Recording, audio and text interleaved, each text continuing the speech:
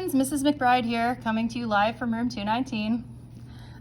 What you're doing today is you're doing some investigations into FreeFall. Okay, so the first thing that you're going to do is you're going to do a ball toss.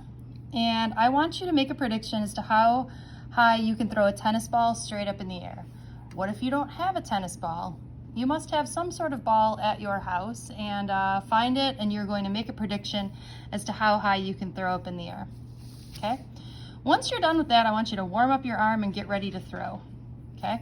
You're going to throw the ball as high up in the air as you can and have a partner time how long the ball is in the air. Okay, so hypothetically, at this point here, you're going to hit start on your stopwatch, use your phone timer. This is going to go all the way up in the air, and then it's going to come all the way back down. When it comes back down to the same height, you're going to stop your stopwatch. Okay, so that time in the air is going to go here. The next thing you need to do is figure out what the time going up is and what the time going down is. So the nice thing is that we know that half of the time it takes to go up and half of the time it takes to go down. Okay, once you're done with that, we're going to calculate the height of the ball. Okay, my friendly hint is to use the motion on the way down. So we're looking for this motion, or the time going down. And we're going to calculate that by using our favorite friends here. Okay, we're looking for the height. When it's here, we know that it is going to momentarily stop at the top, and we're using on the way down because that will tell us that the initial velocity is 0. We also know that the acceleration is negative 9.8, and the time going down is here. Okay, so what you just need to do is use this equation and solve. Now you're going to get a negative answer, but what I want you to do when you solve for x, you're going to get a negative answer, but I just want you to make it positive. Okay, once you're done with that, based upon your prediction, I want you to find your percent error. Your prediction is the experimental value, and your calculation is your actual value. I hope that makes sense.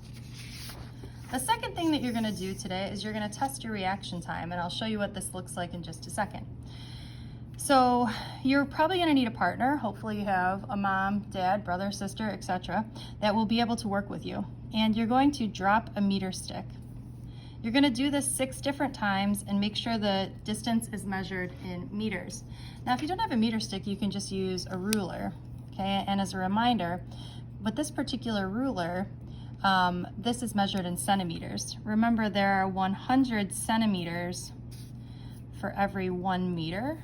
Okay, so if you take the number of centimeters, let's say for example I had 16 centimeters, if I divide by 100, this would give me like 0.16 meters. Okay, once I have my average distance, we use our same friends here. We're going to calculate our reaction time. Okay, the ruler is starting from rest. We're going to take our average distance here, and we also know that the acceleration is negative 9.8. Now we probably need to make this positive for calculation's sake, but don't worry about that. Okay, or do worry about that. Do make this positive. Okay. So then you're going to pick an equation and solve for your average reaction time. Now, the average reaction time is about 0.2 seconds, so you should be getting something in that ballpark. If you're not, that means you've done something really wrong. Okay, so what I'm going to do now is I've got my friend Rachel here, and I'm just going to do a quick demonstration in terms of what I want you to do. Rachel is really smiling underneath the mask, I can tell. Yeah. Okay, so you're going to start your ruler like this, start at the 0, and I'm going to have Rachel hold her fingers out like this. And I'm going to tell her, okay, you're going to catch this, but I'm not going to tell her when. Now in this case, Rachel just caught this at about 15.5 or 0.115 centimeters, so that would be her distance. Okay, friends, have a wonderful day.